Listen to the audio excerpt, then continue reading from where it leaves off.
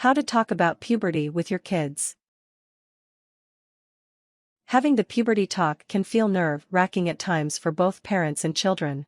If you're nervous about talking to your kids about puberty, there are ways to make it more beneficial and helpful.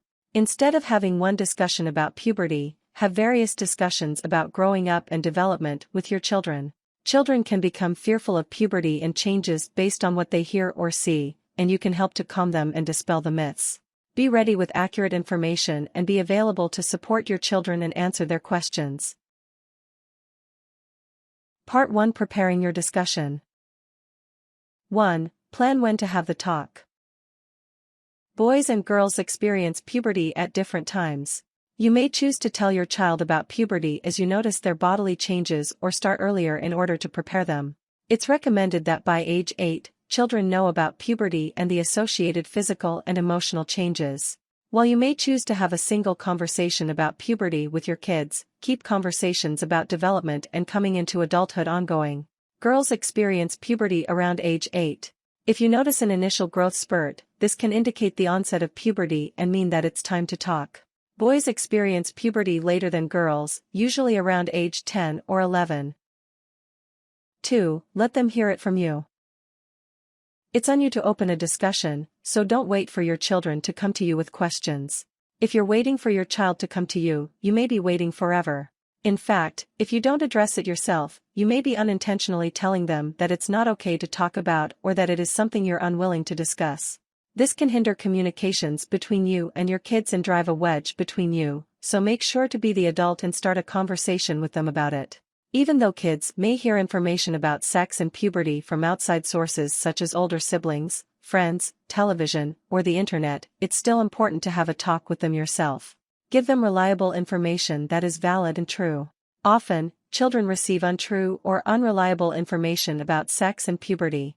They might hear something from an older sibling or friend that is outright wrong. Make sure they get good information about the changes ahead from you. 3. Make the discussion fun. You may wish to plan an event around your discussion to make it more enjoyable for both you and your child. For example, take them out to lunch or dinner, go ice skating, or spend a day at the museum. Spend quality time together before or after the talk. Keep the discussion brief and then get back to having fun. You don't need to have a long, drawn-out conversation. You can always revisit the conversation later. 4. Stay composed. Talking about puberty is not thought of as fun by either parents or children. If you're nervous or anxious to talk about puberty with your kids, get informed. Gaining knowledge can help you speak with clarity and without getting too embarrassed. Stick with the facts if you're nervous. Try not to laugh or get embarrassed in front of your child. You want to normalize puberty without adding shame or embarrassment to it. Make sure that you keep breathing and keep your body relaxed and softened. Avoid pacing, clenching, or holding tension in your body in other ways. 5. Gather some resources. You may wish to hand your child a pamphlet or book about what to expect with puberty. Get any books, pamphlets, videos, or other resources prior to sitting down with your child. You may want to give your child the name of a website they can check out, or go through the website together. If you want to use pictures, print them ahead of time. Gather a toolkit to help you explain things to your child. Find helpful resources through the internet or books. There are a number of websites with helpful information regarding puberty and how to talk to your child. You could also give your child a copy of the books The Puberty Book, a guide for children and teenagers, and It's Perfectly Normal. Part 2. Initiating your conversation. 1. Open a conversation. Start by creating time to talk to your child when neither of you are rushed or distracted. Share some facts and allow your child to share their thoughts, feelings, and concerns. You may wish to begin by asking your child what they've heard or been told by others about puberty, then addressing what is right or wrong. If your child is nervous or anxious, keep your conversation brief and focus on building trust and openness for future conversations. You can say, "You said that your friend told you a girl cannot become pregnant before she's married. That's wrong. A girl can become pregnant anytime after her first menstrual cycle, even if she's really young. How is that different from what you heard from your friend?" 2. Say what causes puberty. Talk about hormones and their role in puberty. Say that the body needs to go through puberty in order to be sexually mature, and the changes help that process to occur. Be sure to frame these changes in a positive way and make sure your child knows that it is nothing to be ashamed of or that they need to hide. Say, hormones are chemical messengers in your body that are responsible for the changes that both boys and girls experience. These chemicals kickstart puberty and allow both boys and girls to mature into an adult body over time. That way, your body will be prepared for making the decision of having kids of your own one day. 3. Discuss moods and emotions. Having changes in moods and emotions are a normal part of puberty. Changes in hormones can lead to emotional changes and mood lability. If your child is moody or experiencing mood swings, give them some space. Encourage your child to engage in exercise and physical activity, talk to friends, eat healthy foods, and get plenty of sleep. Encourage your child to turn off their electronic devices to help make sleep easier. Sometimes, children may begin to show signs of mental health problems and experience depression, anxiety, or other more serious mental health disorders. For example, irritability and changes in temper can indicate depression. If you are concerned about your child's moods or behavior, talk to a therapist or mental health provider. 4. Talk about good touch and bad touch. Children should know when something is not okay and how to talk to a trusted adult. This discussion should be ongoing and continue throughout your child's life. Their changing body may attract attention that is new for them. Remind children that their body is their own and nobody else's. Whether you wish to talk about sex or not, do bring up consent and that each person has the right to say no to any touch that feels uncomfortable. Keep in mind that these discussions will need to change as children get older. For example, when they are young, they need to know what kinds of touching are inappropriate, but when they are older, they will need to know about consent for sexual activity. From a young age, teach children the underwear rule. A person cannot touch them in places where underwear is worn and they cannot touch others in these places. Tell your child, it's exciting to see your body change as you move through puberty. However, your body is your own and nobody has the right to touch it without your permission. If someone tries to touch your body, say, "No, tell me or another adult you trust about it so that you can stay safe." Part 3. Discussing bodily changes. 1. Tell them that the changes are normal. Many children fear that their bodies are no longer normal or are different from their friends' bodies. Tell your children that everyone develops at different times and in different ways. Kids going through puberty want to be normal and fit in with their friends. Assure them that all of the changes they are going through are totally normal and won't go on forever. For example, your daughter may develop breasts before her friends. Assure her that it is normal to develop breasts and her friends will develop them, too.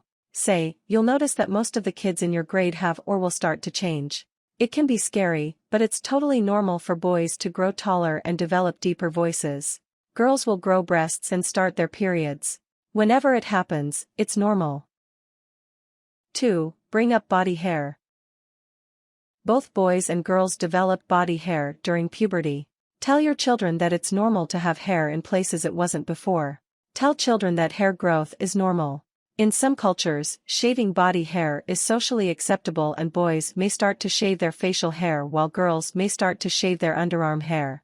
Say, body hair is a normal part of puberty and you may start to notice it in your genital area and underarms.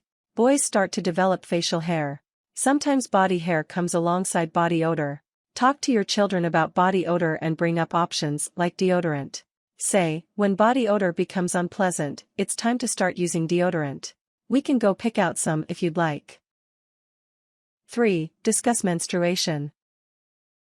You may choose to talk about menstruation to boys and girls differently, although it's important that both boys and girls understand menstruation so that shame, embarrassment, and misunderstanding don't cloud perceptions. It's vital to talk about menstruation with girls prior to them having their periods so that don't feel fearful or frightened by the sight of blood in their underwear. For example, say, menstruation is a normal and healthy part of being a woman and is nothing to be afraid of. Boys shouldn't be scared of it, either. It is part of reproduction and helps a woman know if she is pregnant or not. For girls, you may want to explain menstruation in more depth to let them know what to expect and how to handle their monthly changes. Give a brief, age-appropriate explanation of feminine hygiene products. You can revisit this conversation later on when they start menstruating, but laying the groundwork will help to combat any fears they might have about it. 4. Talk about erections. Let your children know that spontaneous erections occur at times, which can feel embarrassing in public. Let boys know that the erections will go away, and a well-placed book bag or jacket can cover it if they feel embarrassed. Talk about wet dreams before they start happening, around age 12-16. Left misunderstood, wet dreams can frighten or embarrass a boy or make him think something is wrong. To boys, say, erections are normal, even if they're uncomfortable.